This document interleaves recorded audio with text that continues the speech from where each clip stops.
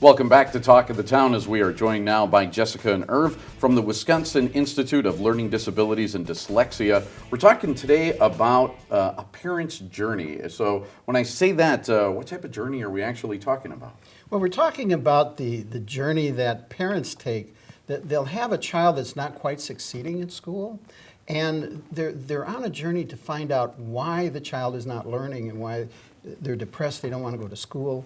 And so that's what really kicks off the journey for the parents. Yeah, and definitely, I know as a parent myself, that could be definitely concerning, you know, if they're not doing well. So what exactly then too is Child Find? Child Find is part of the IDEA law, which requires school districts and private schools to put out information to identify handicapping conditions. And in Child Find, they're just trying to find the children that are struggling with a handicap. Okay. So now, when it comes to dyslexia specifically, why is it so hard to determine if a child has it at an early age?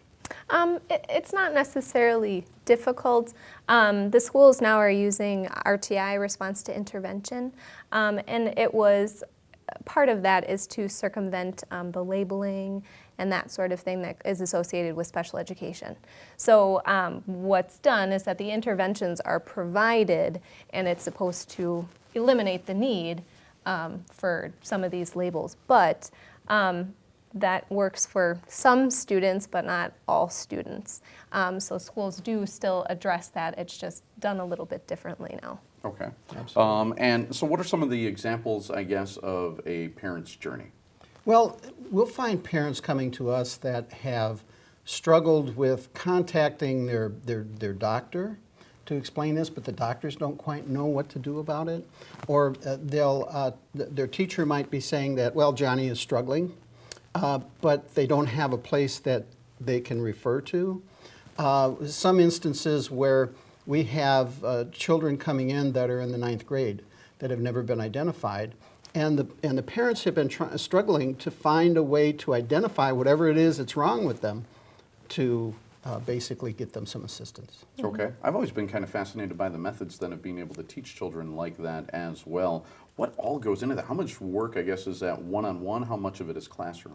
Well, I think that's the part that's difficult for the schools is, I mean, with the lack of funding and things going on right now, it's very difficult to have the manpower to do what they need to do.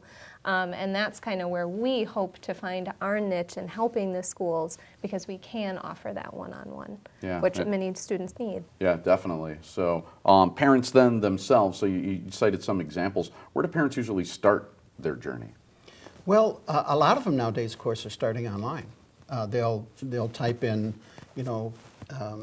dyslexia or learning disabilities or struggling students, something like that, and the Google search will eventually get them to us.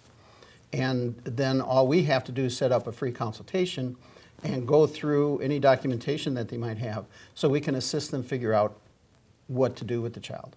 We have a few parents that are coming in that have children with autism, and they don't know it.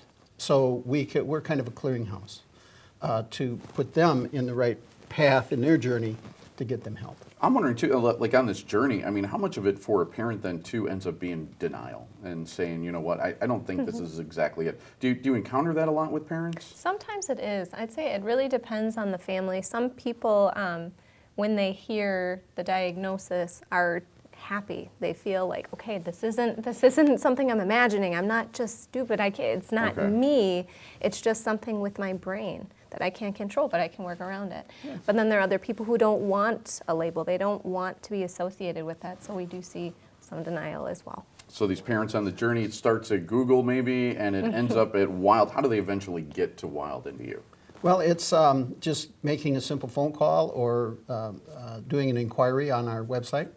And then we contact them, set up a free consultation, and then the rest is, as they say, history. Right. And hopefully a good one for the child and the parents as well. So, so very encouraging stuff. So Jessica, Irv, thanks for joining us. And again, check them out. They are WILDD, the Wisconsin Institute for Learning Disabilities and Dyslexia. We'll be right back. Stay tuned to Talk of the Town here on CW 57.